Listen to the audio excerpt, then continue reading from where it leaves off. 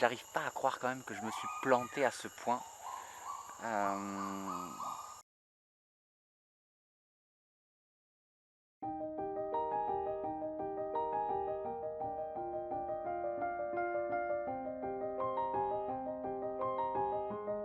Bonjour à tous, alors comme vous le voyez je suis avec Francky. Si vous avez suivi les vidéos précédentes, vous savez que c'est une mauvaise nouvelle.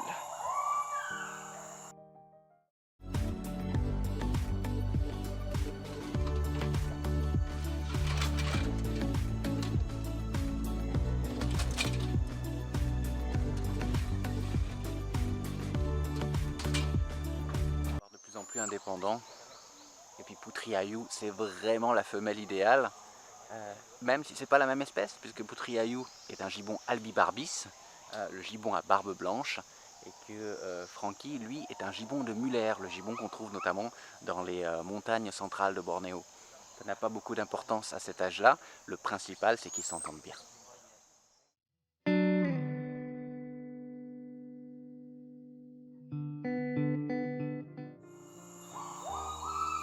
Alors effectivement, après des mois d'observation à côté de la clinique où ça se passait très bien avec Poutriaïou, on les avait donc tous les deux envoyés dans cette volière isolée dans la forêt. Ça s'est bien passé au début, et puis ensuite, Poutriaïou est devenue de plus en plus violente. Alors c'est forcément lié au handicap de Francky. Vous savez qu'il a comme ça un bras complètement handicapé, dont il ne peut pas se servir. Ça joue forcément un rôle lors de ses relations avec un autre gibbon, parce qu'il faut arriver à trouver sa place, à être dominant, dominé. Ce qui est certain, c'est que même si ça fait 25 ans que je travaille avec les gibbons, j'ai pas la science infuse et j'étais incapable de comprendre les relations entre Poutriaïou et Francky, ces relations qui sont dégradées au cours du temps et qui poussent de nouveau Francky à être tout seul. Donc de nouveau les humains entrent dans sa vie et aujourd'hui on va essayer une nouvelle fois avec une petite femelle, Vanessa. Je vous l'ai présentée aussi dans un précédent épisode.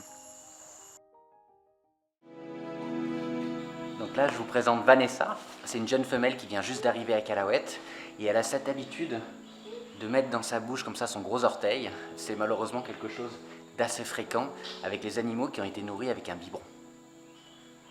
Donc à Calahuète, quand on donne du lait aux petits gibbons, on utilise des seringues. Ils n'aiment pas le contact avec le plastique, mais donc du coup, ils vont se mettre à boire tout seuls avec une petite coupelle beaucoup plus vite. Donc on va voir comment ça va se passer. Alors maintenant je ne vais plus du tout m'avancer, plus du tout vous dire comme dans les vidéos précédentes, ah, c'est un super couple, ils s'entendent super bien. Le temps fera son œuvre et on verra bien. Ce petit boutchou doit au final retrouver sa vie de gibbon et pour ça il n'y a pas de secret. Il a besoin d'un autre petit gibbon avec qui il s'entendra bien. Alors beaucoup d'échecs pour le moment, mais bon, on garde espoir, on va essayer. Alors c'est typique des gibbons qui ont eu des mauvaises expériences avec d'autres gibbons. En fait ils sont encore plus imprégnés, ils recherchent du réconfort et s'ils ne l'ont pas auprès des autres gibbons, ils le recherchent auprès des humains. Donc c'est le cas de Francky aujourd'hui, qui à la base était déjà très imprégné, mais c'est vrai que de manière générale j'ai pu observer que tous les gibbons qui ont un handicap, et donc du coup qui ont des soucis dans leur relation avec les autres gibbons, sont beaucoup plus proches des humains, et même lorsqu'ils deviennent adultes. Alors forcément ils gardent des distances lorsqu'ils sont adultes, mais ils entretiennent des relations beaucoup plus privilégiées avec les humains, contrairement aux autres gibbons sains qui eux oublient complètement les humains, voire sont agressifs envers les humains. J'arrive pas à croire quand même que je me suis planté à ce point concernant sa relation avec Poutriaïou, parce que encore une fois la dernière fois que je vous parlais de Francky, on les mettait dans cette volière et j'étais très optimiste. Poutriaïou semblait super bien se comporter avec lui, ils étaient tous les deux très proches. Et puis au final, Francky s'est fait mordre, violenter. Donc voilà, on a dû les séparer et Francky s'est de nouveau retrouvé seul. Ce qui parfois est compliqué à gérer, c'est qu'on le pousse dans une direction, celle de redevenir un vrai gibbon, d'avoir des relations avec ses congénères. Et c'est une direction, on a l'impression qu'il n'a pas envie de prendre, parce qu'il se sent plus en sécurité pour le moment avec les humains. Et c'est souvent ça, dans un processus de réhabilitation, des animaux qui ont été imprégnés, c'est parfois dur à comprendre. C'est pas qu'ils veulent pas la liberté ou qu'ils veulent pas redevenir sauvages, c'est simplement qu'ils n'ont pas d'autres repères que la captivité, que les humains, et que pour eux c'est souvent un grand saut dans l'inconnu que de se retrouver dans une même volière avec un nouveau gibbon, un nouveau congénère pour des animaux aussi territoriaux. Et c'est aussi l'inconnu lorsque la cage s'ouvre, parce que c'est le début de quelque chose, le début d'une nouvelle vie, le début d'une vie où il y aura aussi énormément de challenges, et c'est pas du tout la sécurité, quoi.